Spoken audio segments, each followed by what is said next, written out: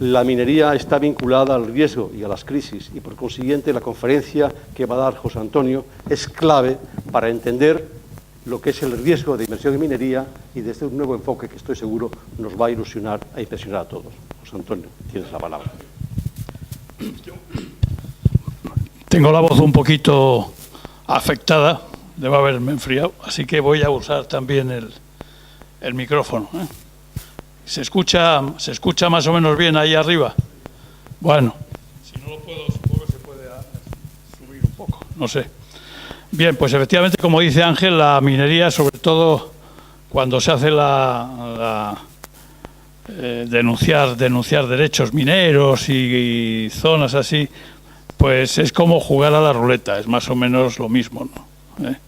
O sea que yo creo que es más arriesgado la minería en esa fase de exploración de un derecho minero, más arriesgado que la ruleta, y como veréis ahora. Pero bueno, esta charla que se llama la gestión del riesgo, un planteamiento nuevo, pues básicamente se toma buena parte de la presentación de un artículo que, junto con otros autores, publiqué en 2011 en la Society of Mining Engineers, en un congreso que hace anualmente en Estados Unidos, y que sirvió de base para iniciar un proyecto de investigación posterior que discurrió desde esa fecha, desde 2011, hasta actualmente, sobre el tema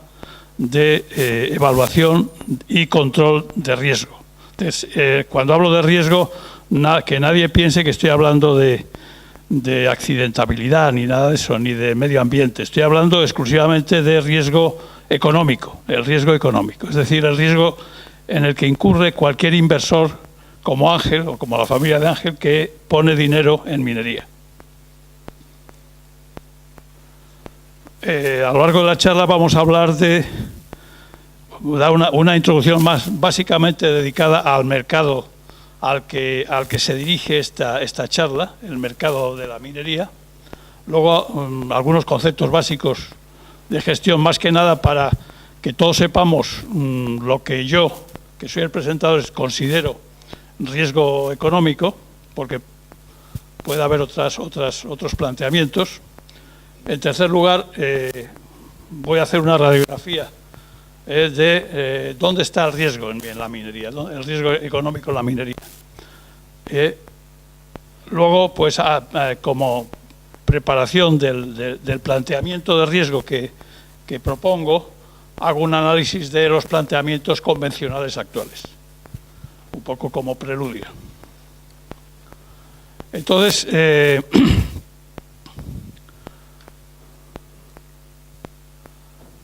este es básicamente, son números redondos, como veis, son números redondeados y no pongo la fuente, porque lo he sacado de diversas fuentes y algunas he tenido que promediar porque no decía lo mismo, pero son números suficientemente aproximados para dar un orden de magnitud del mercado de la minería. Entonces, la primera fila es el valor venta, es decir, toda la producción minera global de todo el mundo, incluyendo minerales no energéticos y minerales energéticos, incluyendo el petróleo también, tiene un valor venta, todos esos productos, de un billón métrico. Ahí el billón que pone ahí son billones americanos, que son 1.000 millones. Entonces, como son 1.000 billones americanos, es un billón decimal, o sea, 1 millón de millones. Es decir, el Producto Interior Bruto de España. Ese es el tamaño de la parte no energética. Si incluimos la energética, estamos hablando de 5.500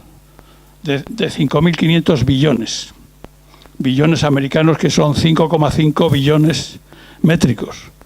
Y eso, pues, es aproximadamente la mitad del Producto Interior Bruto de la Unión, de la zona euro de la Unión Europea.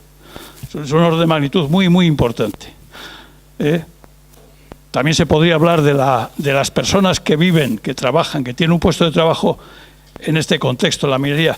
Son más de 500.000, no, más de 1 millón de personas. No recuerdo la cifra, pero cuando yo la leí era astronómica, ¿no? Solamente en el carbón, en China, trabajan 5 millones de personas. 5 millones de personas. El carbón en China. Bien, pues esto es, digamos, presenta el contexto. Sigamos adelante.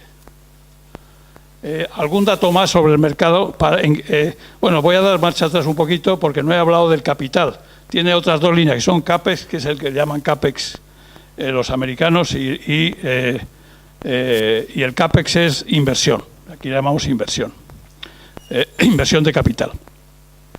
Entonces, el total en no energéticos es 100 billones, que son 100.000 millones, y en total 300.000 millones, considerando energéticos.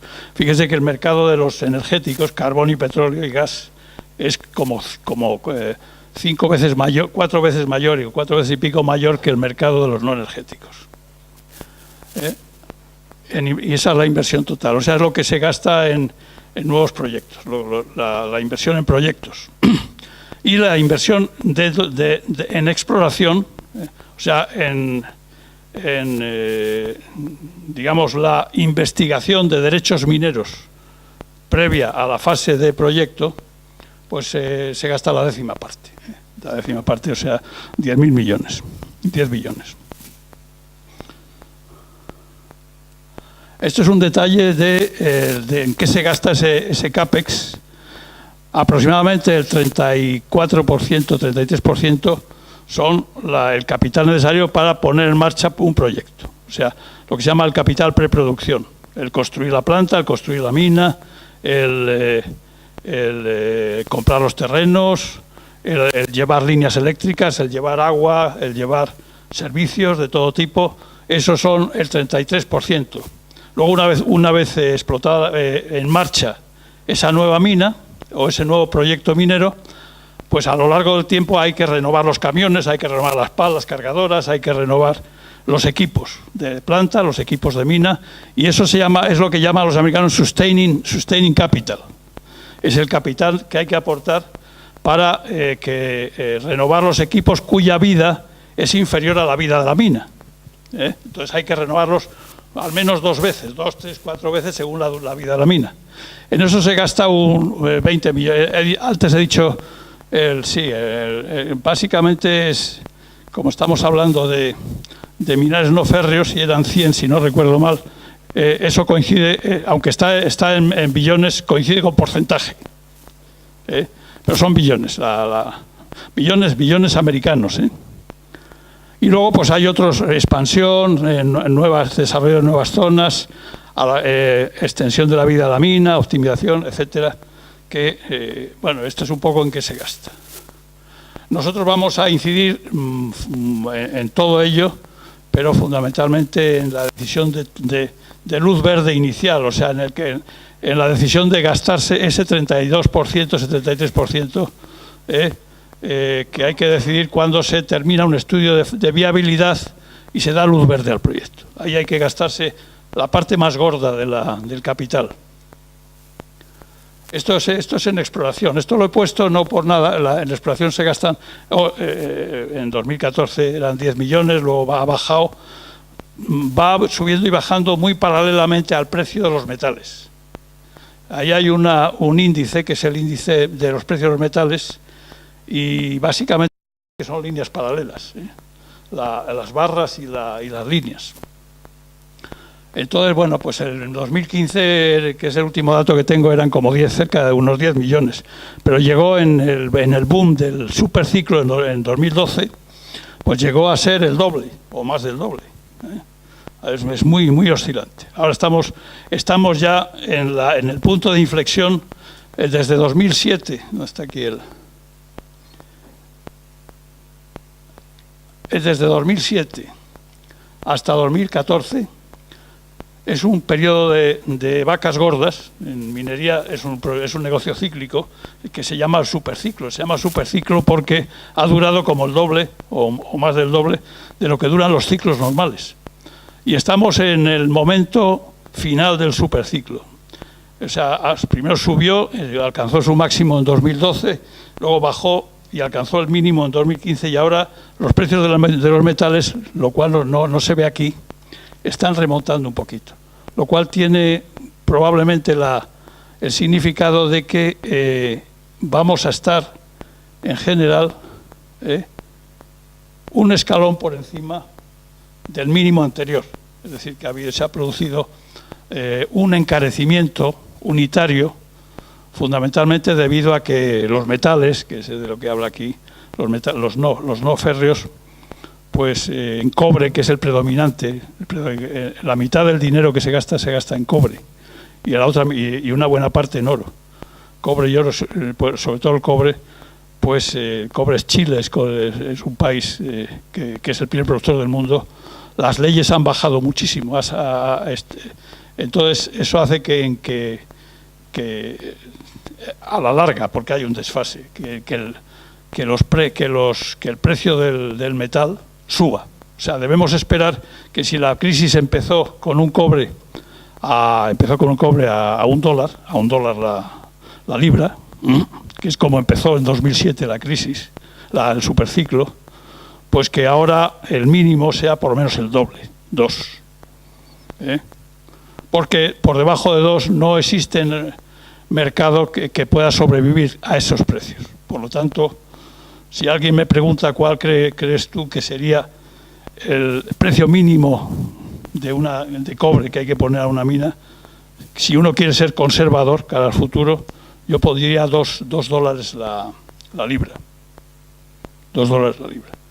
Que nadie me cite ni nada de eso. Bueno, ya esa es la radiografía de la introducción. Vamos a hablar ahora de algunos conceptos de gestión de riesgo. ¿Cómo voy de tiempo?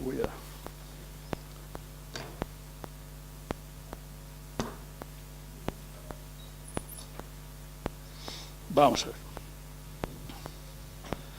Bueno, la idea de este que les está hablando del riesgo financiero. Este es un concepto general, en eso todos tenemos que estar de acuerdo.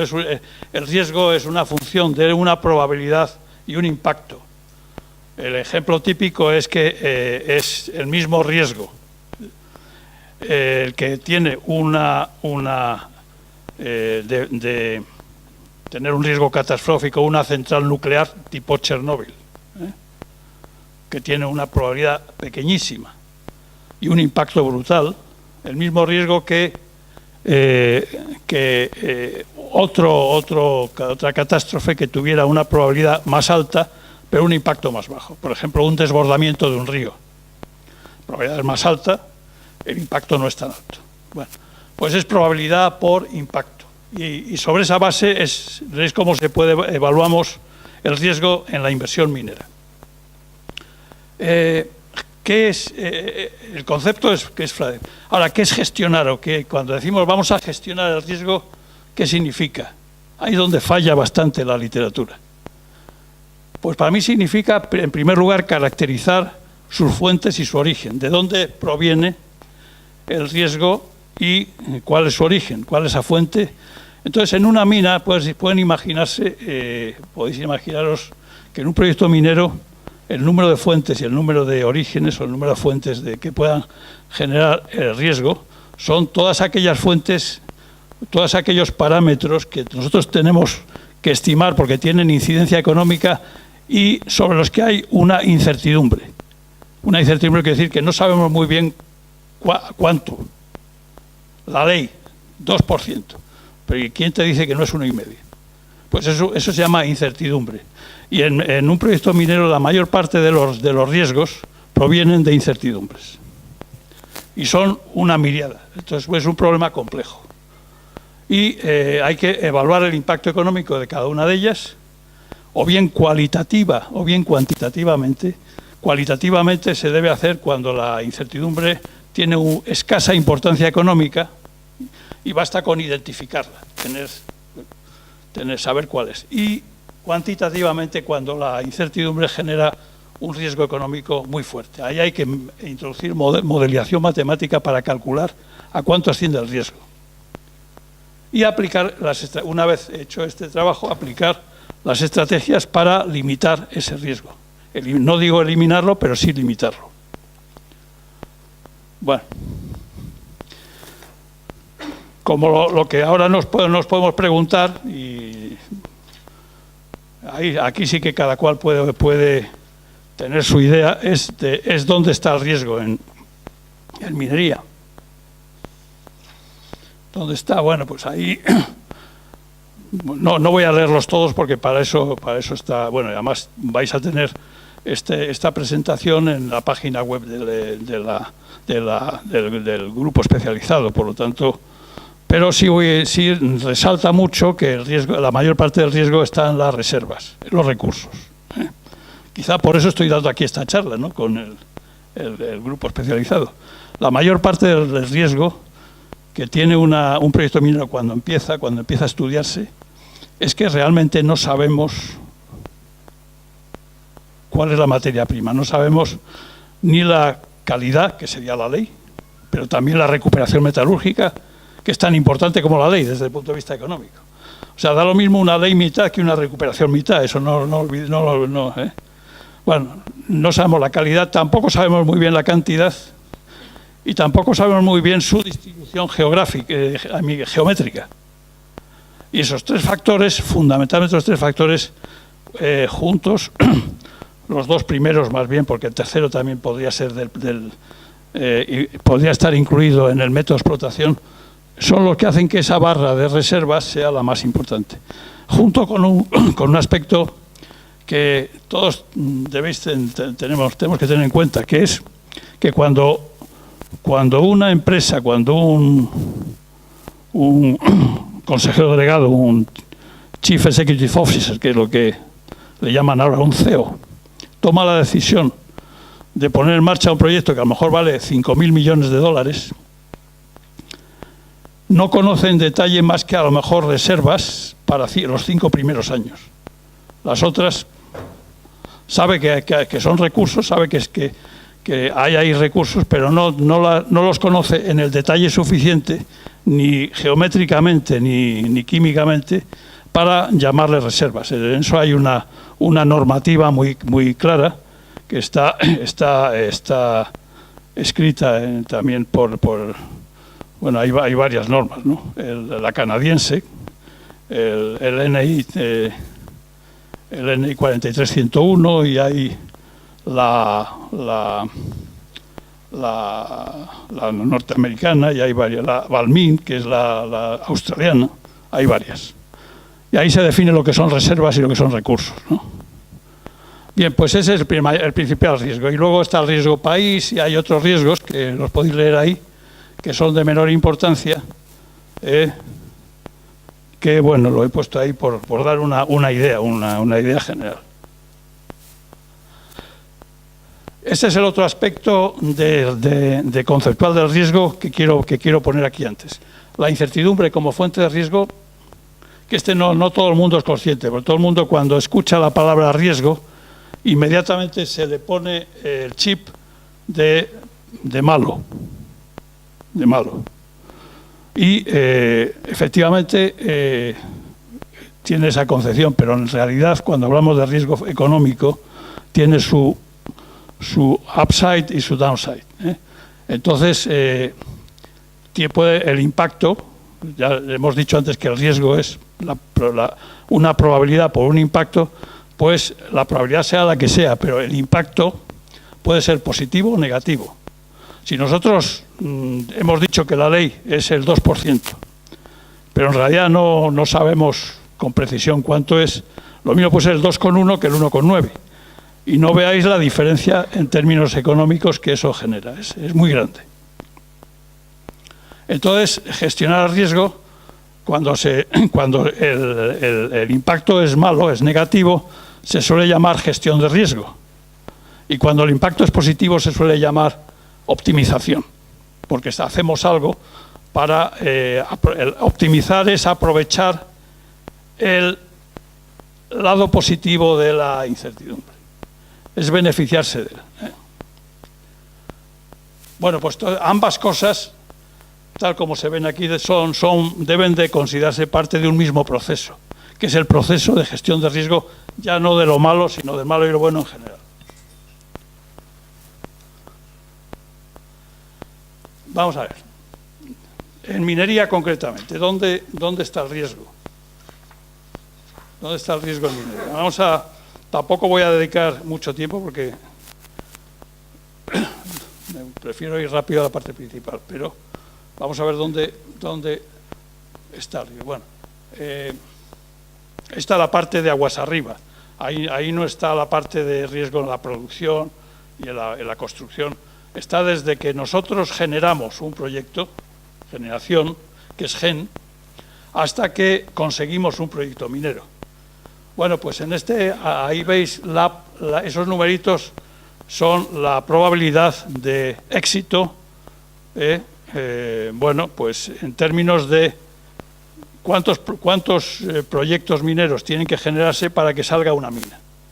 Pues si consideramos proyectos desde la generación, desde el comienzo de la exploración preliminar, desde el comienzo total de la inversión, pues habría que generar como promedio 659 proyectos mineros, 659 proyectos de investigación minera para tener una probabilidad del 100% de conseguir un proyecto minero, de que haya una mina económicamente rentable. ¿Eso qué quiere decir? Bueno, pues que la probabilidad es bajísima. Si yo divido 1 entre 700, dame 0,012 o lo que sea, ¿no? Sale muy baja. Por eso decía al principio, cuando tomé la palabra de Ángel, que es como jugar a la ruleta. Yo no sé, yo no soy muy dado a jugar a juegos de azar, pero creo que la mesa ruleta, ¿cuántos números tiene? 41. Tendría que tener 697 para que el riesgo fuera el mismo, si uno juega un número. Ahora, si juegas a par impar, pues ya la cosa es distinta, ¿no? Por lo tanto, el riesgo es mayor. Es un juego de azar, en realidad.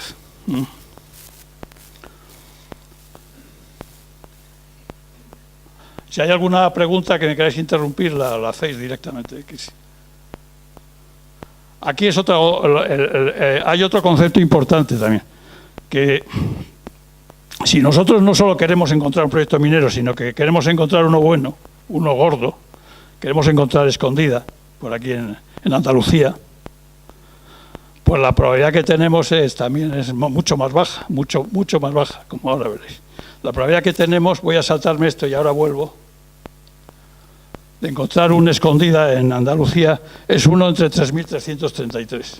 Entonces son datos que cito ahí la fuente, que por supuesto no pueden discreparse de ellos, pero es un orden de magnitud que es bastante...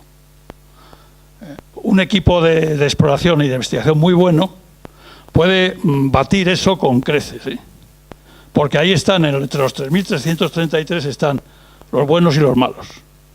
Y al igual que pasa en el póker, la mayor parte del dinero que gana el jugador bueno se lo gana al jugador malo. Pues aquí pasa igual. Si nosotros consideramos que todo el dinero sale de la misma caja, pues lo que pierden los jugadores malos lo ganan los buenos. Pero en general la probabilidad es esa. O sea que siempre gana la casa, ¿no? Siempre gana la casa. El valor de un derecho minero, aunque tiene un valor porque se puede transmitir, y de hecho se transmite con un valor, pues es muy bajo. Pero es básicamente la percepción del comprador basado en las transacciones que se han hecho anteriormente de ese mismo derecho y la información adicional que se ha conseguido, y luego el optimismo o pesimismo que tenga él. Volviendo atrás, es otra manera. Aquí también se cumple la ley de Pareto, es decir, que el 20% de los descubrimientos se llevan el 80% del dinero. del dinero generado. Es decir, que en el 20% ese, o digamos en el 10% por definición, porque también hay una definición de lo que llaman world class. World class. World class es yacimiento de clase mundial. Escondida es un world class, el Teniente es un world class.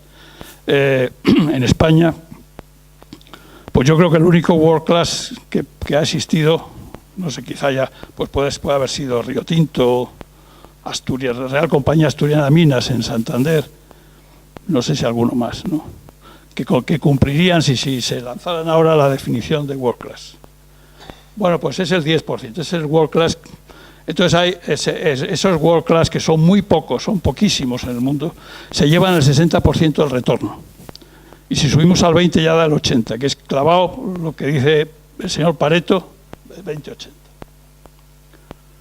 ¿Qué quiere decir? Que bueno, que los demás son proyectos que salen adelante, pero que no son demasiado halagüeños, desde el punto de vista de generación de dinero, de caja. Bueno, esto es lo que vimos antes, ¿no? Esto da también una idea del riesgo en exploración. Y ahora ya con esto ya dejamos la exploración. Fijaros ahí, greenfields y brownfields. Greenfields son proyectos mineros que se desarrollan en lugares donde no ha habido minería de ningún tipo. Y bueno, no existe posibilidad de extrapolar datos de ninguna actividad minera que esté lo suficientemente cercana para que sean significativos. Eso suelen llamar greenfield.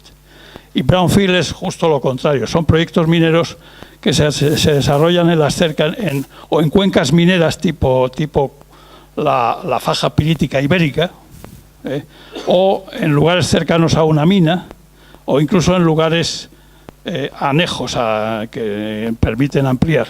Esos son los brownfield, y veis que las probabilidades de un brownfield son del orden de 500 veces mayores. No, son 3.000 entre 100, son como 35 o 40 veces mayores que las de un greenfield. Y que dentro del greenfield, si queremos encontrar un yacimiento world class, pues tenemos una probabilidad de entre 1.000 y 1 entre 33.000. ¿Qué es un world class? Según la definición de los que hacen exploración, de las grandes compañías que hacen exploración, o las juniors. Un world class es un proyecto minero que en el momento de su puesta en marcha tiene un BAN, un valor actual neto superior a 1.000 millones de dólares. Un BAN al 8% normalmente se dice, o al 10%. Eso se llama un world class. Por supuesto, luego cuando se investiga puede subir ese, porque normalmente cuando se hace el estudio económico no se incluye más de 10 años, y luego los world class duran 50, 60 años. Pero en el momento de hacer la evaluación económica da un BAN superior a 1.000 millones de dólares. Y dentro de los world class hay un grupo que son los grandes world class, tipo Escondida, tipo el Teniente, que se define también cuyo BAN, su valor actual neto, es superior a 10.000 millones de dólares. Pues esos super world class de 10.000 millones de dólares, la probabilidad de encontrar uno se estima en 1 en 3.333. Y de los world class normales, de los superiores a 1.000, 1 entre 1.000.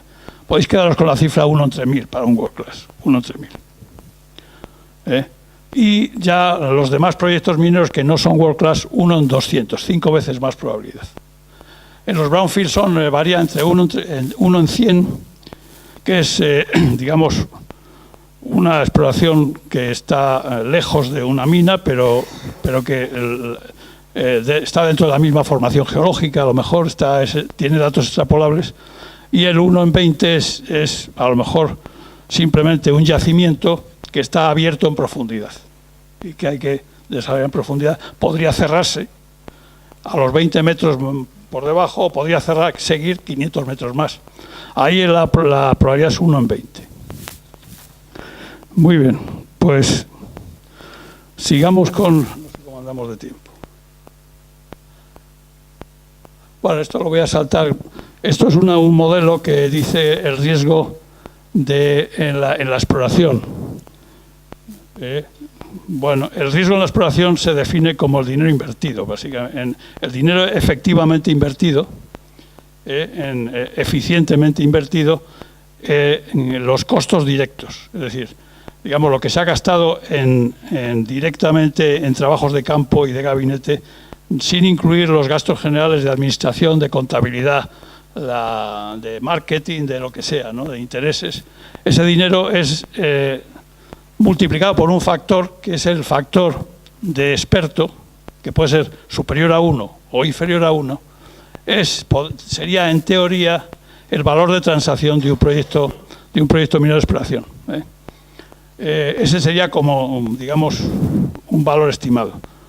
Se podría también decir que se le puede añadir con signo menos, porque eso es un coste, ahí estamos hablando de un coste. Se le resta V, que sería el valor, en términos de BAN, del descubrimiento, en caso de que encontráramos uno, en caso de que el proyecto de investigación llegara a término y generase una mina. Si ese caso se da y genera esa mina, la V, que está ahí añadida, negativa, pues sería el riesgo, digamos, el valor en términos de BAN de los beneficios esperados, que como está negativo, porque el riesgo negativo es un beneficio, por eso está así. Pero normalmente no se utiliza este concepto, que tiene lógica, pero no se suele utilizar, porque fijaros que, considerando un periodo de maduración de 10 años, que desde el comienzo de la exploración hasta la decisión de puesta en marcha de la mina, que puede ser más incluso, pero como mínimo suelen ser 10 años, al menos en minería metálica, pues fijaros que $1 invertido hoy que nos retorna $1, que lo recuperamos entero dentro de 10 años, es como haber perdido 60 céntimos. El BAN a 10 años de $1 son 39 céntimos, 40 céntimos. Por lo tanto, ya ahí la mayor parte de ese dólar lo habríamos perdido en términos de valor real, ¿no? Y además, si aplicamos la probabilidad de un brownfield de 1/200, dividimos esos 0,39 céntimos que nos podríamos recuperar si saliera la mina, 39 céntimos por dólar. Si lo dividimos entre la probabilidad, lo multiplicamos por la probabilidad de que salga esa mina, que 1/200, pues nos da 0,2 céntimos por dólar invertido. Es decir, que desde el punto de vista de probabilística, si yo invierto $1 o un euro en exploración minera, empiezo comprando un derecho minero, invierto $1. La probabilidad me dice que como promedio voy a recuperar 0,2 céntimos de ese dólar. Es decir, cero. Es decir, cero. En términos probabilísticos, los derechos mineros no valen nada, como os he dicho. Bien. Y este es el último concepto de esta parte, que ya lo habréis escuchado más de una vez, que un proyecto minero no es más que un proceso de reducción de riesgo. Es un proceso de toma de decisión de inversión para la reducción del riesgo. Nosotros vamos poniendo dinero a lo largo de todo el periodo de inversión hasta el momento de la toma de decisión, que ahí empezamos a poner dinero en cosas físicas, en una planta o en un camión, pero hasta ese momento no hacemos más que poner dinero para reducir el riesgo. Si ponemos 20.000 euros en hacer 4 sondeos, no los hemos puesto porque nos encante hacer sondeos, los hemos puesto porque vamos a reducir el riesgo. Entonces, por eso un proyecto minero es un proceso de reducción de riesgo. Y ahí está el proceso, esta diapositiva está en inglés, y los puntos en que toman decisiones. Esto puede variar un poquito, pero en general cada cambio de fase se toma una decisión. Por ejemplo, al terminar la exploración de la que se llama de generación de proyecto, hemos generado un proyecto, a base fundamentalmente de búsqueda de información, sin hacer sondeos y un poquito de geología de campo, ahí tomamos la primera decisión de gastar más en la fase siguiente, que es la fase de planificación detallada del proyecto. Y así sucesivamente vamos tomando decisiones, que es lo verde. Aquí seleccionamos área donde vamos a gastar más dinero. Aquí seleccionamos las targets, las dianas, que son más pequeñitas, donde vamos a gastar mucho más dinero. Y en un momento dado hacemos un estudio económico, tomamos la decisión de hacer el estudio de viabilidad, que es gastar mucho más dinero. Y cuando terminamos el estudio de viabilidad, que es aquí, ya tomamos la decisión de gastar aún mucho más dinero. Fijaros que la pendiente de esta curva, que es la curva de inversión, no hace más que crecer. No hace más que crecer continuamente. O sea que el ritmo de inversión, la intensidad de inversión, crece con el tiempo. Entonces, obviamente aquí el truco que se debe buscar no es pensar que va a haber una mina, sino tratar de eliminar esa posibilidad a base de información. Es mucho más rentable gastar dinero, el objetivo es el mismo, ¿no? Dicho de otra manera, pero es más eficiente gastar dinero para descartar un proyecto lo antes posible, por supuesto sin correr el riesgo de que se lo lleve otro. Es mucho más rentable eso que intentar poner dinero pensando en que vamos a obtener un proyecto. Son conceptos un poco resbaladizos, pero son importantes. Bueno, ahora pasamos a otra. Entramos ya un poco en materia. Aquí todos estos riesgos que afectan a la minería son de 4 tipos. Este es un modelo de 2 dimensiones en el que en el eje horizontal está la probabilidad y en el eje vertical está el impacto. Sabéis que es el producto de ambos. Entonces eso nos genera 4 situaciones. Que la situación A, riesgos inaceptables, le llaman en los ingleses, los americanos le llaman fatal flaw, o sea, meter la pata hasta el correjal, ¿no? O sea, error fatal. Y ahí queda eliminado el proyecto. Prácticamente se pierde, ¿no? Entonces,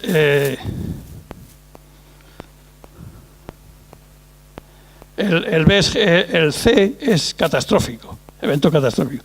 Es un evento de tipo central nuclear o tipo Aznalcóllar. Vamos a poner aquí, no es muy popular decir esta palabra, pero es lo que ocurrió en Aznalcóllar, que es muy baja probabilidad, pero alto impacto. Es decir, que se fue la presa y claro, eso produjo una situación de parada. Yo estaba presente allí y lo viví. Ese es el C. El B es el que todo el mundo, más o menos, en el que todo el mundo se enfoca, es el gestionable. Es aquellos tipos de riesgos que son el objeto de la optimización. Son los riesgos en los que se gasta pues, el dinero en planificación minera, el dinero en estudios metalúrgicos, el dinero en plantas pilotos. Todo tiene por objeto obtener información para que el riesgo B, gestionable, se mueva hacia la izquierda y entre en la zona D, que es el riesgo asumible. ¿Y qué es el riesgo asumible? Pues hay una definición también de riesgo asumible, aparte de que lo acepten los bancos, pero esa es la consecuencia. Pero la definición de riesgo asumible es aquel tipo de riesgo asociado a una incertidumbre, como todos, que cuesta más eliminar que asumir. Es decir, si nosotros tenemos un yacimiento, una ley de 2%, hemos llegado y más o menos 10%, o sea, 2,2, entre 2,2 y 1,8. Entre 2,2 y 1,8. Y queremos reducirla a más o menos 5%, es decir, entre 2,1 y 1,9, a lo mejor tenemos que duplicar el número de sondeos. Lo más seguro es que tengamos que duplicar el número de sondeos. Es decir, cerrar la malla, si teníamos una malla de 20 por 20 o de 25 por 25, a lo mejor tenemos que hacer una malla de 10 por 10 o de 12,5 por 12,5. Eso tiene un costo, obviamente tiene un costo tanto en euros como en tiempo. El tiempo es dinero en minería, pues estamos retrasando el momento de obtener. Entonces, si ese dinero que cuesta el hacer eso tiene una incidencia económica mayor, o sea, es más del dinero que perderíamos en el caso más desfavorable, es decir, con el 1,9 o con 1,8 de ley, entonces no merece la pena, obviamente no merece la pena hacer esa campaña de sondeos. Entonces, en consecuencia, hay que asumir ese riesgo, porque su eliminación cuesta más, o sea, digamos que nos cuesta más el collar que el galgo. Esa es la definición de riesgo asumible. Bien.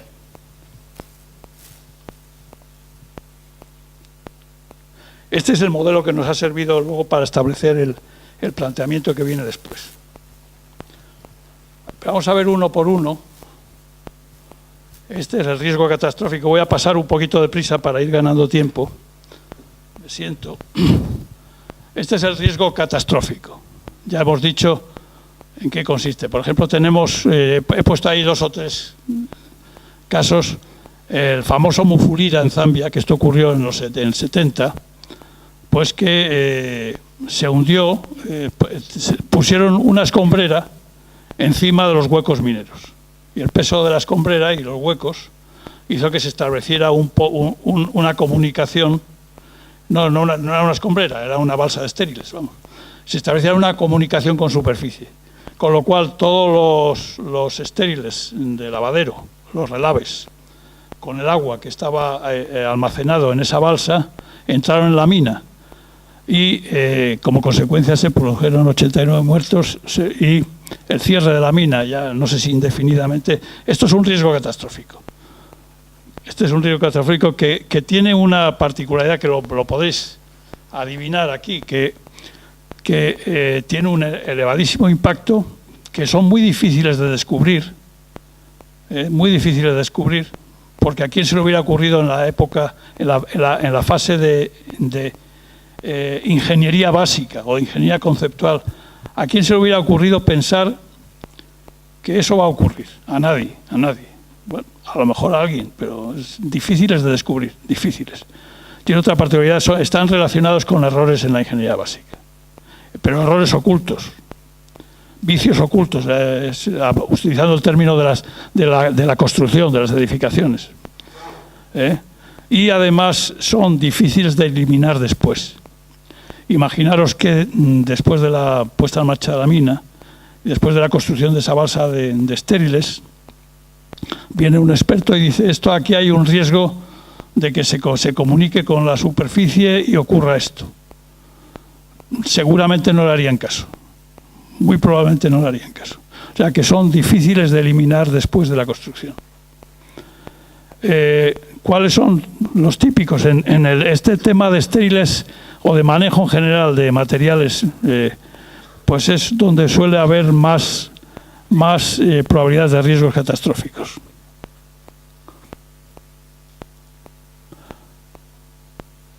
El de Aznalcóllar, que lo acabo de mencionar, pues fue otro tipo de riesgo catastrófico. Igualmente no solo era imposible de descubrir durante la fase de proyecto, ¿no?, sino que gozaba con el diseño de este sistema de almacenamiento de estériles, gozaba del visto bueno de una de las grandes constructoras que construyó la presa y que hizo la ingeniería, y ratificó el diseño como un diseño seguro, pues solamente un año antes de que ocurriera este hecho. Por eso enfatizo la dificultad que tiene de descubrirlo, ¿no? Pues este es otro. El famoso de los 33, que por ahí anda la película, ¿no? Pues este era otro riesgo catastrófico. Bueno, aquí lo que ocurrió es que, bueno, que hicieron la rampa de acceso, hicieron las cámaras, eran cámaras abiertas, y bueno, pues como el cobre subió, pues las hicieron un poquito más anchas, para sacar cobre, ¿no? A lo mejor él tenía alrededor de la cámara había una zona de baja ley, y que la zona de baja ley con el precio del cobre de $4, pues ya no era interesante. Entonces se pusieron demasiado cerca de la rampa. En un momento dado se rompió el pilar de separación, que no eran ni 3 metros, y se cortó la rampa. Y era la única salida que tenían los mineros, se quedaron ahí atrapados. Gracias a Dios salieron, pero ese es el típico riesgo catastrófico. También problema de ingeniería, ¿no? Bueno, en un riesgo catastrófico la única solución es tratar de minimizarlo, y si se puede, si es asegurable, cuando dice ahí asegurar, es utilizar seguros de compañías de seguros, ¿no? Por lo menos que limiten las pérdidas económicas. Y si no, pues tratar de minimizarlos haciendo fundamentalmente en la fase de ingeniería básica, tratando de contratar expertos independientes. Porque para estos riesgos ninguno de los ingenieros, por muy buenos que sean, que trabajen en el proyecto y que sean de la propiedad, ninguno de ellos va a encontrar nada, porque están convencidos que no lo hay. Hay que llamar a un externo y que sea bueno. Y ese a lo mejor nos dice algo y lo que hay que hacer luego es hacerle caso.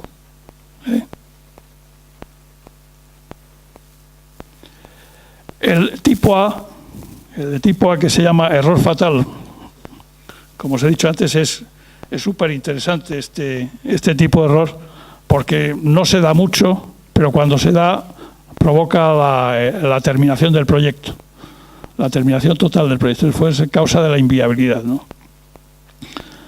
Sobre todo, digamos que el error fatal no tiene una definición física, técnica. Se define por el resultado. Es aquel error de diseño o de concepción que hace que que el proyecto quede muerto, que lo muera. Por eso se llama error fatal, que va por el que sufre es el propio proyecto. Entonces, con esta definición, la probabilidad de que exista un error fatal es mayor cuanto más marginal sea el proyecto, económicamente marginal. Por ejemplo,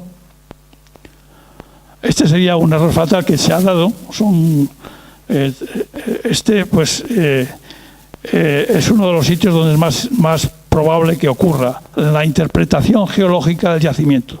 Cuando se hace con insuficiente número de datos, insuficiente número de sondeos, puede ocurrir esto. Y claro, entre lo verde, que es la interpretación geológica, y la realidad, que es lo que está de color gris, hay una diferencia. La diferencia es obviamente que el coste de explotación va a ser el doble, probablemente. Cuando nos encontremos con eso, nos daremos cuenta de que suponemos que es carbón, que entre explotar una capa que está así curvada y haciendo eses, plegamientos, y explotar una recta, pues va entre poder usar el long wall, que es un método baratísimo y muy eficiente, y no poderlo usar. Entonces la diferencia es grande. O que el long wall tenga una longitud de panel, de taller, de 500 metros, tenga una de 20 metros. Pues esto puede ser un error fatal. En minería metálica también se da. Y el otro error fatal es de tipo geotécnico. Por ejemplo, que nosotros hagamos un diseño del método de explotación basado en una estructura que la geotecnia no aguanta. Entonces se nos hunde. Y los hundimientos no tienen por qué ser catastróficos, para nada. Pero si nosotros tenemos una cámara diseñada para sacar el mineral verde, y a ese mineral verde se añade por hundimiento una zona de estéril rojo, la dilución pues baja la ley a la mitad o a la tercera parte, la ley que entra en la planta de tratamiento, con lo cual la economía, los números no nos salen. Entonces tenemos que parar la mina o seguir perdiendo dinero. Este es un poco el error fatal. Este es otro. Si el yacimiento es marginal, ya digo que hay otro tipo de error fatal, que puede ser cualquier error que en una mina rica, en una mina con mucho margen, no sería fatal, sería un error más, pero con consecuencias limitadas. Pero si es una mina muy marginal, si esa mina está en la curva de S, la curva de producción acumulada respecto a ley, o a cash cost, costo de caja, ¿no? Costo, el valor del mineral. Entonces, si nosotros estamos aquí a la izquierda, tenemos un costo de caja muy bajo, y para que nosotros perdamos dinero tiene que perderlo todo el mercado. En cambio, si estamos aquí cerca del precio, pues los primeros que perdemos dinero si baja el precio somos nosotros. Entonces, cualquier error conceptual o básico en el diseño de la mina, o por ejemplo una equivocación del 10% a lo mejor en los costos, en la estimación de costos de operación, puede hacer que esa mina pierda dinero per in secula seculorum. Entonces puede ser conduce a la parada. Otro, finalmente, este podía ser un error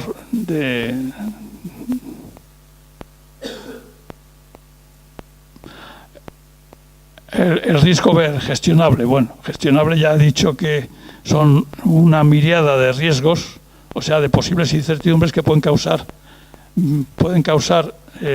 beneficios o pérdidas económicas según la dirección de esa incertidumbre. Y bueno, pues por ejemplo, uno típico puede ser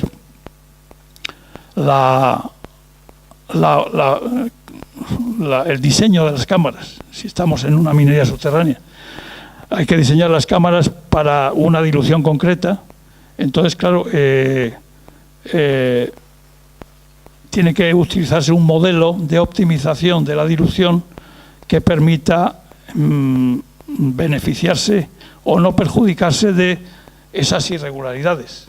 O sea, extraer a la planta la menor cantidad de estéril posible. Y es una cuestión de diseño. Entonces, otro, pues también el diseño también de dilución de techo, en fin. Ya me entendéis lo que significa el riesgo B. Todos los trabajos de optimización o de mejora para realizar el potencial de mejora y para reducir el potencial hacia abajo se hacen a través de optimización, de trabajos de estudios de optimización. Entonces, lo que se pretende con esos estudios de optimización no es más que mover esta bola de aquí hacia acá. Moverla hacia D, que D es el riesgo asumible. D es el riesgo asumible. Bien.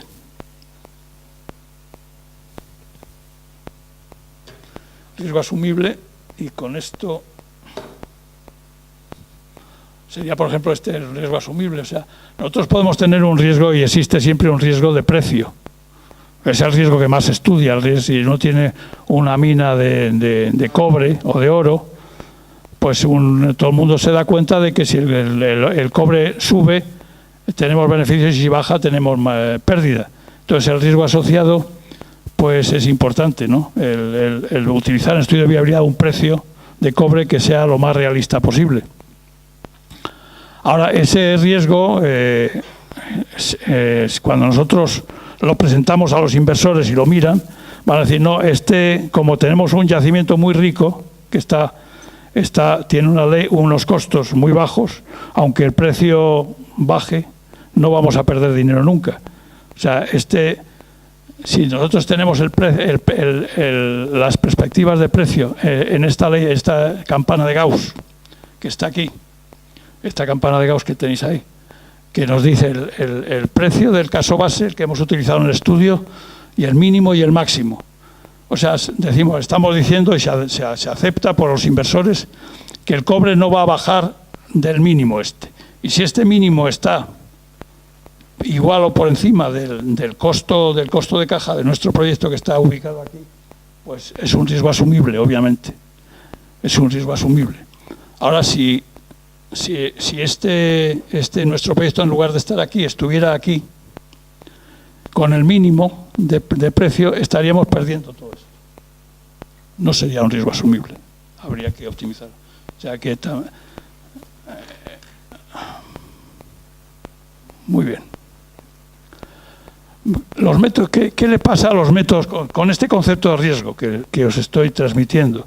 ¿Qué le pasa a los métodos convencionales? Pues que realmente no tienen mucha virtualidad. Por ejemplo, aquí tenemos el típico, el más utilizado, la simulación Monte Carlo.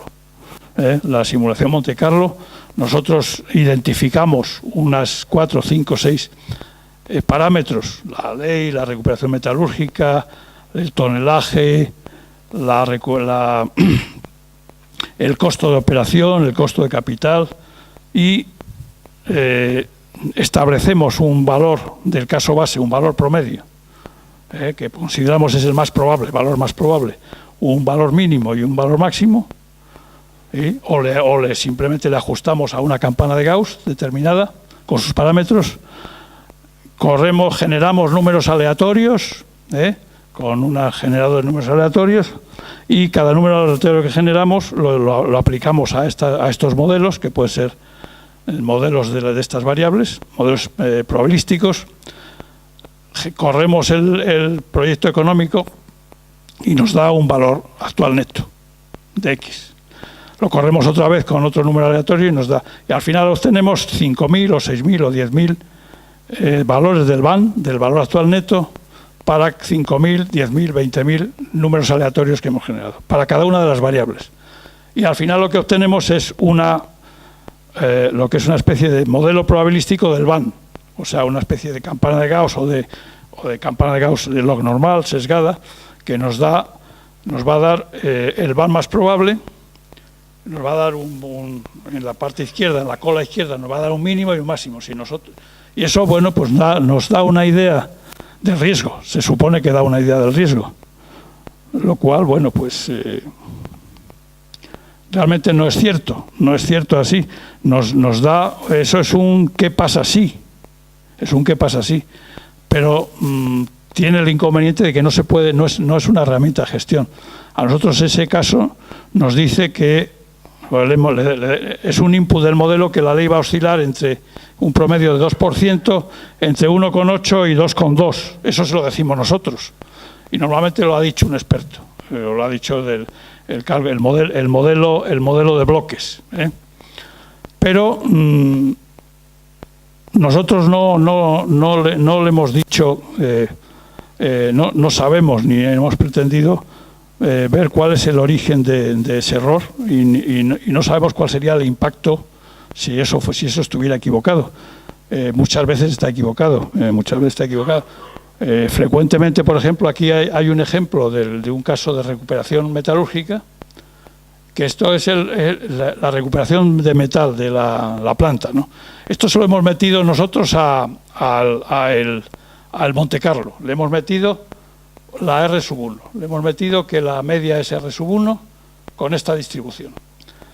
Luego resulta que la realidad es que la media no es R⁻1, sino R⁻2, con una distribución parecida, pero que estaba movida hacia la izquierda.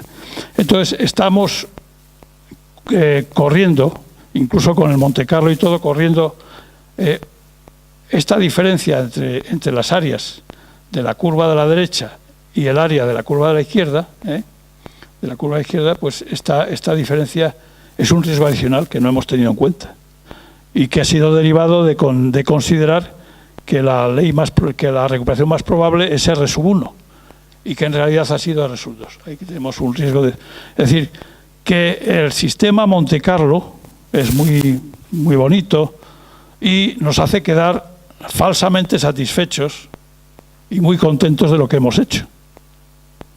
Pero no hemos hecho más que convencernos a nosotros mismos, no hemos hecho ninguna otra cosa. El Monte Carlo no es un método, es un método de estimación aproximada global, pero no es un método de gestión. Para hacer gestión hay que ir a las causas del riesgo, a las fuentes del riesgo. Y a lo mejor en este caso de la recuperación, la fuente del riesgo es que no hemos estudiado suficientemente la metalurgia del mineral, que hemos utilizado un valor que lo ha dicho el jefe de la planta o el ingeniero metalurgista, que ha dicho, oye, pues yo calculo que por lo que hemos hecho en el laboratorio esto da esto. Ahí estamos tan contentos. No, es que además le hemos hecho un Monte Carlo, pues cojonudo, cojonudo. Pero ese no es... Además introduce errores asociados al modelo estocástico, que es este. Los modelos que nosotros metemos, triangular, log normal, etcétera, son modelos inventados por nosotros generalmente por opinión de experto, pero no están libres de riesgo, ni mucho menos, como demuestra el caso aquí. También introduce errores asociados a la dependencia si no se hace bien. Ahí se puede, si se sofistica bien, pero lo que la mayor parte de la gente no lo tiene en cuenta. Si dos variables son dependientes, cuando una sube, la otra sube o la otra baja. Tiene una dependencia. Entonces, claro, si nosotros generamos el Monte Carlo considerándolas independientes y son dependientes, nos sale un resultado erróneo. Nos sale un resultado erróneo. Eso lo podéis comprender todos. El otro es que bueno, es una derivación de lo mismo, o modernamente ahora todos los paquetes de software de evaluación de proyectos, tipo Vulkan, Datamine, Whittle, etcétera, pues te ofrecen un proceso que te dice que es un proceso de optimización que va desde los sondeos hasta el final. Bueno, pues eso tampoco es cierto, ¿no? Normalmente lo único que te hacen bien, en mi opinión, es hasta la planificación minera. Están muy enfocados a la parte de aguas arriba. Pero de ahí para abajo no hacen nada, no hacen más que bueno, son muy rígidos, no plantean la realidad, ¿no? La planificación minera sí ya lo hacen bastante bien. El diagrama de bloques del yacimiento utilizan la geostadística, lo hacen, todos lo tienen, ¿no? Y te dan una planificación más o menos correcta. Son unas herramientas que te ayudan a mejorar la planificación porque te permiten hacer trabajos de planificación que si no fueran hechos con el ordenador y con esos modelos no habría manera de hacerlos. Pero ya digo que no pasan más allá de la planificación minera y no evalúan aguas abajo. Por ejemplo, en la planta no se meten, esos son datos de entrada, no se meten en el riesgo medioambiental, no se meten en el riesgo del proceso de construcción, en la duración de la construcción, en los tiempos, no entra en nada de eso. Y tampoco gestiona el riesgo. Las opciones reales, este es un tema, es una metodología muy interesante, las opciones reales. Nosotros hemos hecho trabajos así. Bueno, las opciones reales nacieron hace unos años pensando en el hecho de que si nosotros en un Monte Carlo o en un análisis de riesgo convencional basado en el valor actual neto ponemos un caso base y ponemos que el precio del cobre es fijo, y que la capacidad de producción es fija, o sea, las variables extrínsecas son fijas, a lo largo de toda la vida del proyecto nos da un BAN. Y si ese BAN nos puede dar negativo, pero en realidad, una vez puesto en marcha el proyecto, el caso base no se va a cumplir. Va a haber unos gestores que pueden identificar situaciones o escenarios que no han resultado como estaba previsto y mejorarlos. Por ejemplo, si el precio del cobre baja, pueden parar la mina y dejar de producir.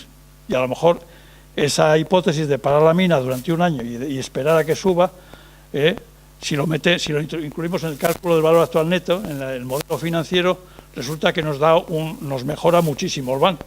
Entonces, las opciones reales tratan de definir opciones que tiene el gestor una vez puesto en marcha después, en las que puede actuar para mejorar el BAN y mejora el valor del proyecto. Entonces, todos estos vendedores de opciones reales van a la empresa y le dicen, no, usted ha hecho el trabajo con el BAN y le da un BAN de 1.000 millones, o le da un BAN negativo. Pero no, usted no ha tenido en cuenta todos estos escenarios postproducción que están a su alcance, que tiene que estudiarlos. Entonces estudian todos estos escenarios postproducción que suelen consistir en general en paradas de la mina en épocas de precios bajos, en reducciones de capacidad de producción no paradas o en arranque escalonado. O sea, De manera que tú te financias con los beneficios de una etapa, financias la construcción de la siguiente. Este tipo de cosas.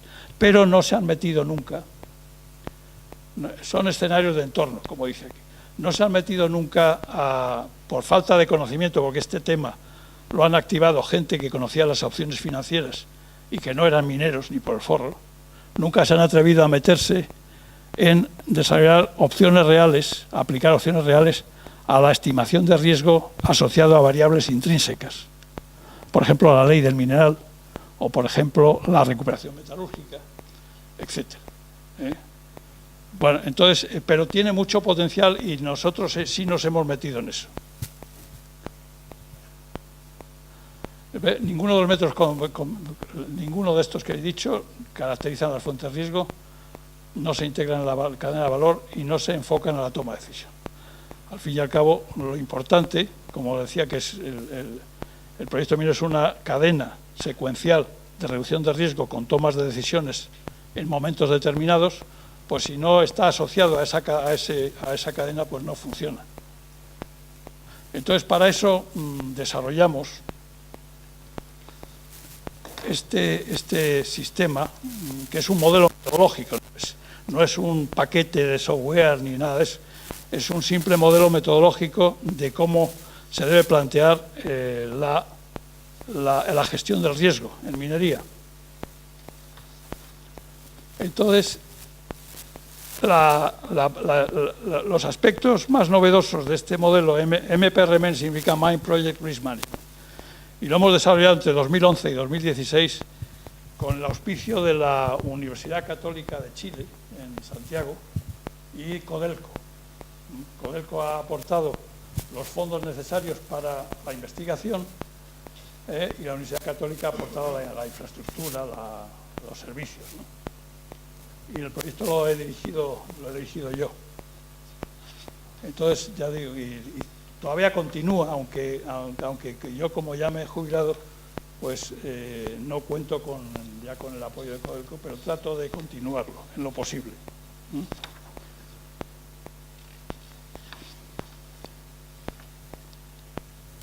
Entonces, el foco aquí en esta metodología es la decisión de inversión, la eficiencia de la inversión y el valor agregado. Es tomar la decisión de inversión con previo conocimiento del riesgo, de verdad, cuantitativamente, es la eficiencia en la inversión, es no invertir más en información, calcular el riesgo de manera que uno no invierta más dinero en obtener información cuando ese riesgo no merece la pena reducirlo porque es pequeño, ¿no? O sea, digamos que de alguna manera, por este método, si nosotros vemos un proyecto que se ha planificado con una malla de sondeos de 20 por 20 y pensamos que con 25 por 25 sería suficiente, conseguiríamos un riesgo asumible, pues ahí hemos ahorrado un dinero, ¿no? Entonces, ha aumentado la eficiencia en la inversión y el valor agregado al proyecto. El valor agregado viene al estimar, conocer la fuente de riesgo y su impacto.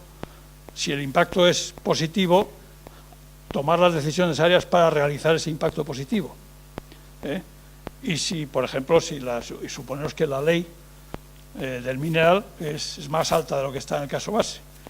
Bueno, si tú realizas, para realizar ese beneficio de la ley, tendrías que, a lo mejor, ampliar un poco la capacidad de producción de la planta, que es dependiente muchas veces de la ley del mineral. Entonces, a nivel proyecto, pues esa sería una recomendación. Y si es lo contrario, pues también puedes tomar decisiones necesarias. El foco, repitiendo un poco, es eliminación de los riesgos no asumibles y agregación de valor, realizando el potencial hacia arriba y optimizando y limitando el efecto del potencial hacia abajo.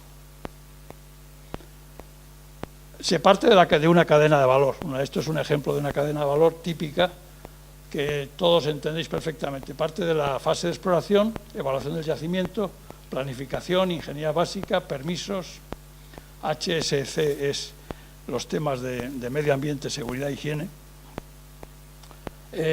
organización del plan de construcción, estimación del capital, costo de capital y costo de operación, la evaluación económica y la pregunta una vez visto los riesgos, si es bancable. La palabra bancable es feísima, pero la utilizan los americanos mucho. Bankable. O sea, bankable quiere decir aceptable por los inversores, que son los que te van a prestar el dinero. Producción, restauración, cierre y poscierre. El sistema MPRM tiene 3 fases, que son caracterización, cuantificación y gestión. En la primera se caracteriza el riesgo existente a base de un diagnóstico y un análisis cualitativo, sin llegar a cuantitativo.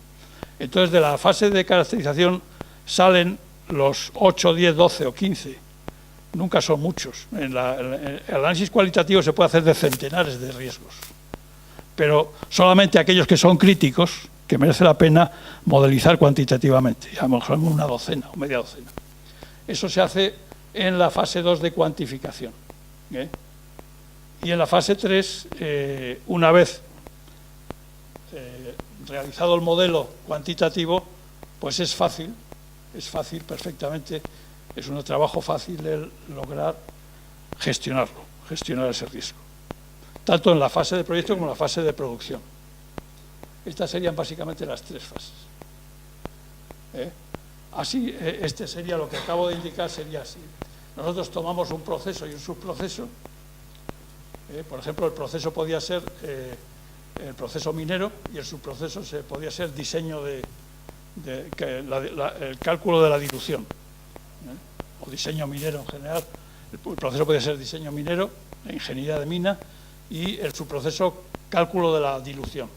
La dilución es un factor importante. La dilución, junto con la ley y junto con la recuperación metalúrgica, si hacéis un estudio de sensibilidad que os dan las 3 con una importancia idéntica, porque a través de las 3 pierdes ley o pierdes metal, ¿no? Son las 3 son similares.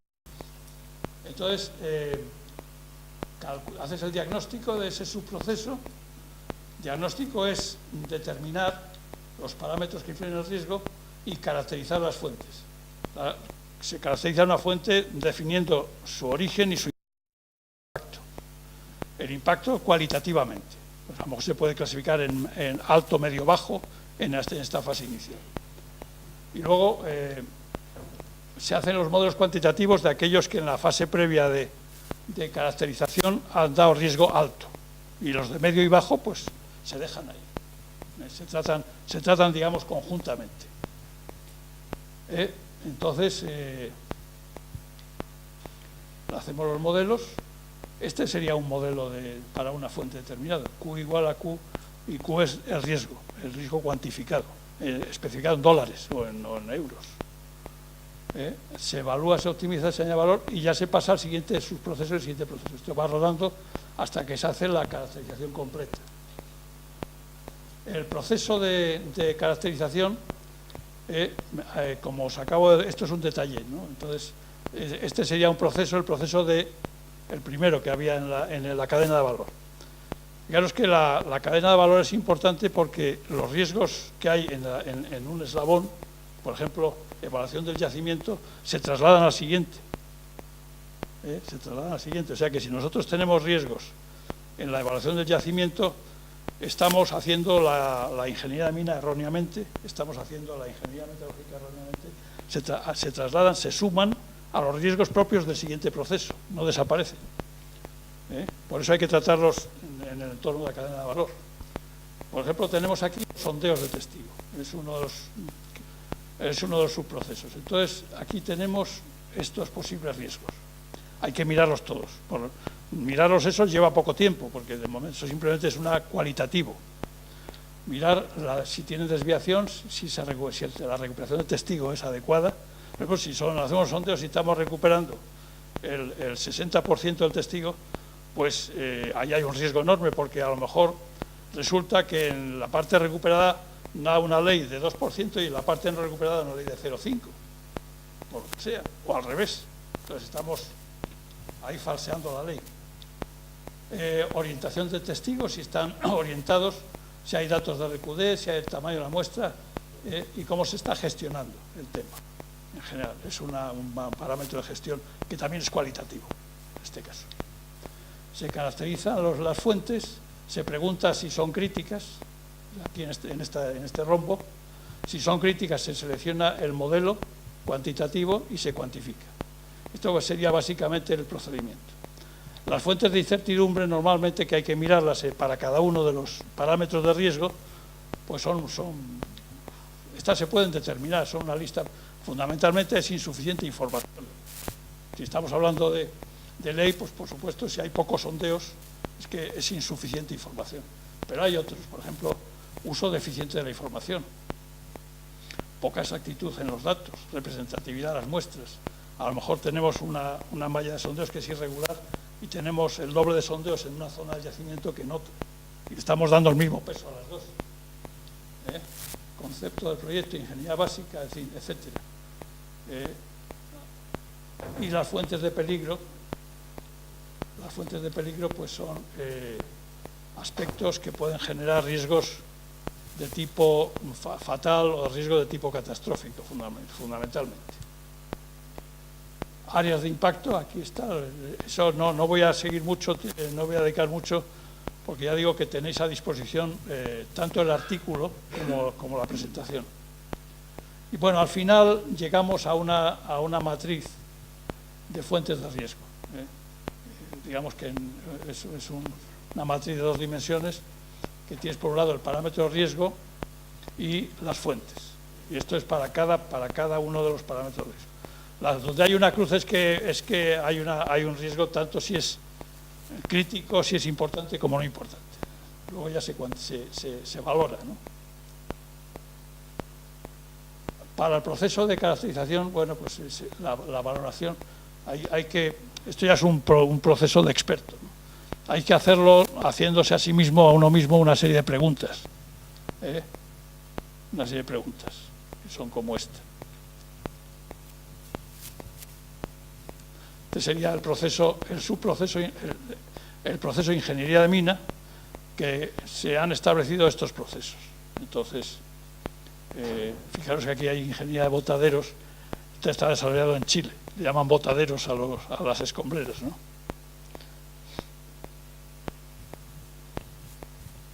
Aquí hay una llamada que no sé a qué se refiere. Bueno, vale, esto ya lo habíamos visto.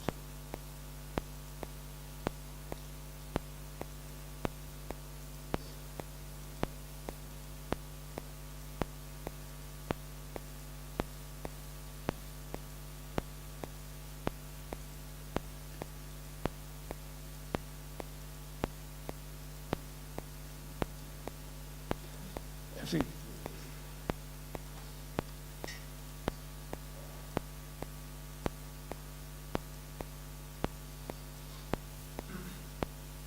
Y finalmente pues viene la fase de cuantificación, que solo afecta, ya digo, modelos cuantitativos para aquellos orígenes de riesgo que generan un riesgo crítico. O sea, que es crítico o bien porque su impacto es grande o bien porque su frecuencia puede ser alta o ambas cosas a la vez, según el modelo SD4, el modelo 2 de este. Entonces, el caso de error fatal, del riesgo de clase A, pues siempre hay que buscar, si se encuentra, ver si es asumible el riesgo y buscar una opción alternativa. O sea, si se identifica ese riesgo que ocurre, que es muy dudoso que se identifique, lo que ocurrió en la Mufulira en el 70, que se metió los estériles de planta a la mina. Si alguien lo identifica, tendría que buscar obviamente una solución alternativa en otro lugar, buscar otro lugar para la balsa de estériles, es obvio. Para los riesgos de clase B gestionables, pues optimización y tal. Los catastróficos puede ser aseguramiento, se busca el concepto de riesgo asumible y se valora el impacto.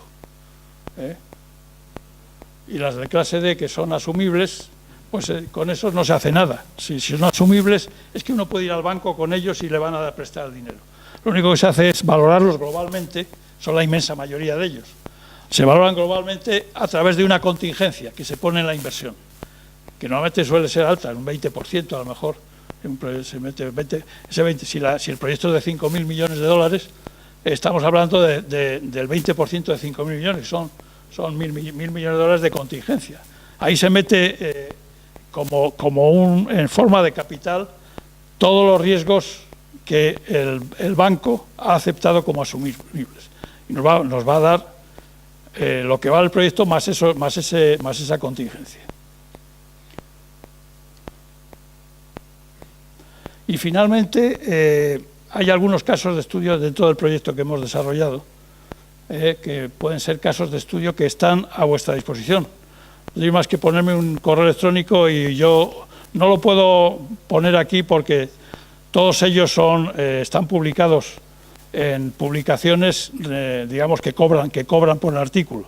Entonces, a título personal lo puedo entregar, pero no podría ponerlo en público, ¿no?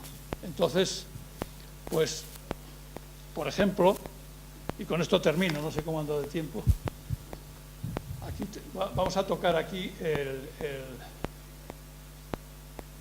este de aquí.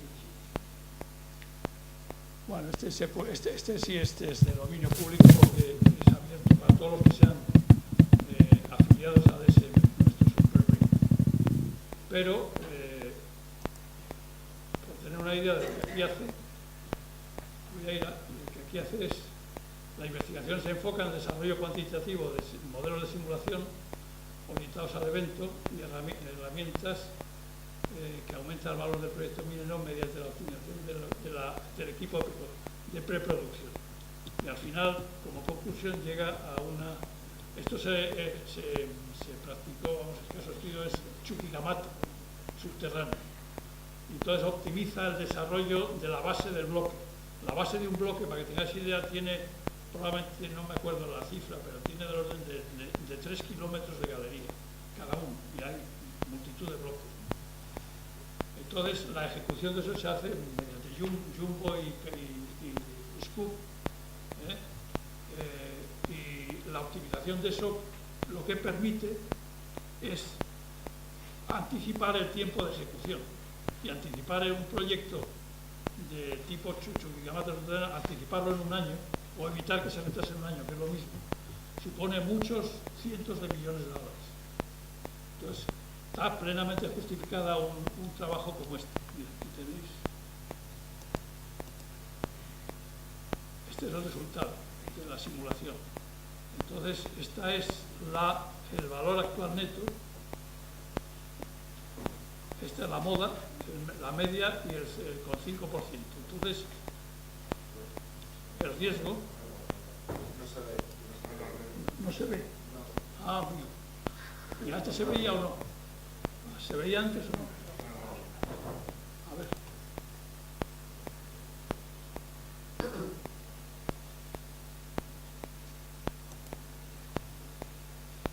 Pues esto ya no lo puedo resolver. Pero da igual, tampoco es, no sé por qué, porque yo lo veo en la pantalla. Al momento.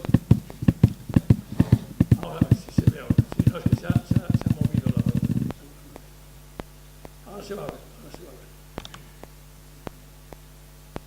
Así se ve.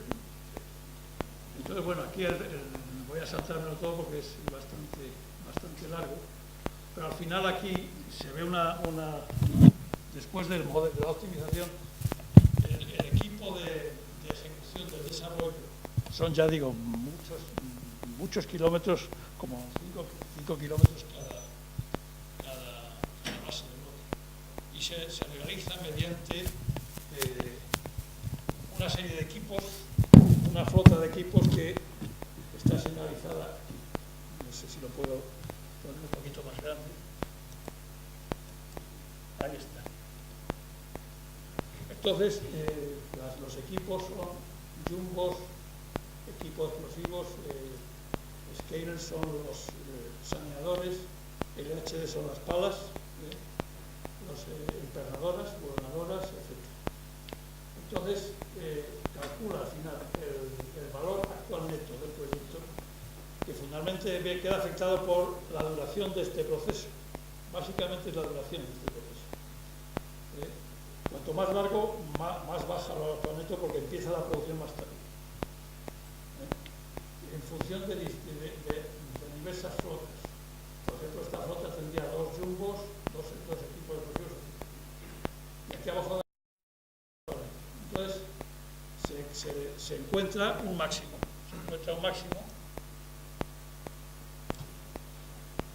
El máximo que está señalado aquí. Voy a bajarle un poco para que lo veáis.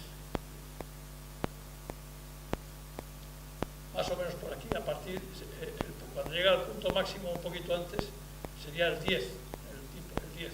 A partir de ahí, si seguimos aumentando las unidades de flota, no obtenemos beneficio ninguno, porque estarían redundantes, estarían aparcadas. No hay lugar para que operen.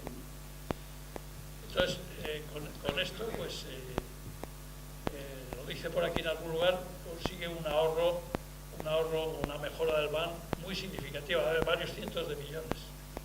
Este sería un caso. Esta es una aplicación, tenéis ahí, del sistema de opciones reales a la dilución, al modelo. ¿Qué es lo que hace aquí? Desarrolla una opción de ampliar.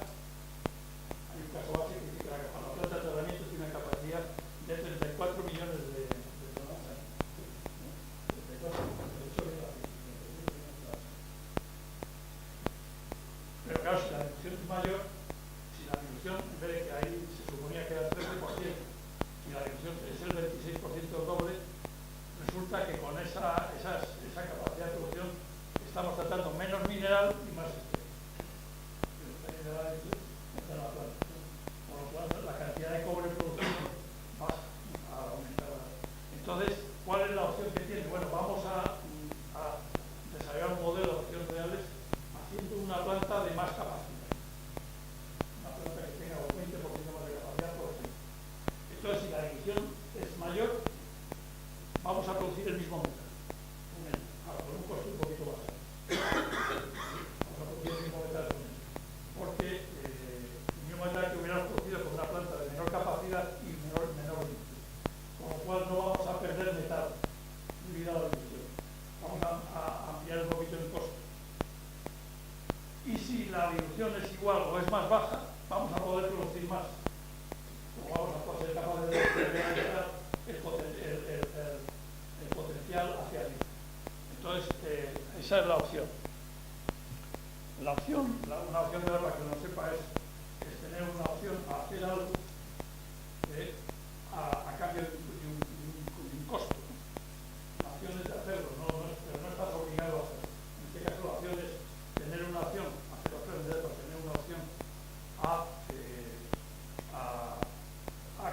eliminar el riesgo de dilución si este se produce. Si no se produce, pues no hago nada. Entonces, ahí fue una aplicación pionera de las opciones reales a una variable intrínseca.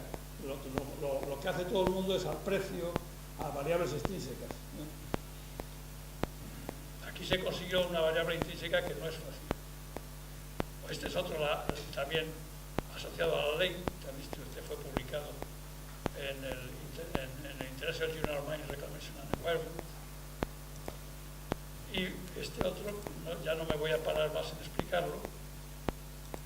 Este es un proceso de optimización, modelo para optimizar los costos de operación en Andina. Está publicado en Resource Policy. Bien.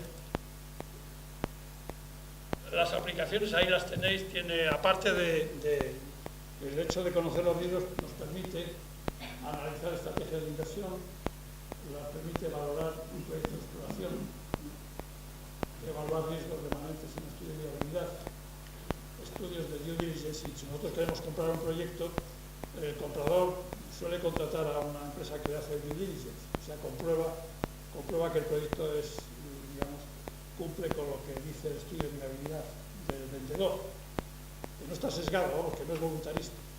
Eso también se hace muy bien así, porque cuando tú tienes esa opción, lo que tiene que hacer el experto es meter el dedo bien, buscar como un detective, buscar errores fatales y errores no fatales. Y gestión de riesgo en operaciones mineras. Que el último artículo es el del costo de gestión de riesgo en operaciones mineras. Y con esto hemos terminado. No sé si el tiempo que he empleado, si hay tiempo para preguntas. José Antonio.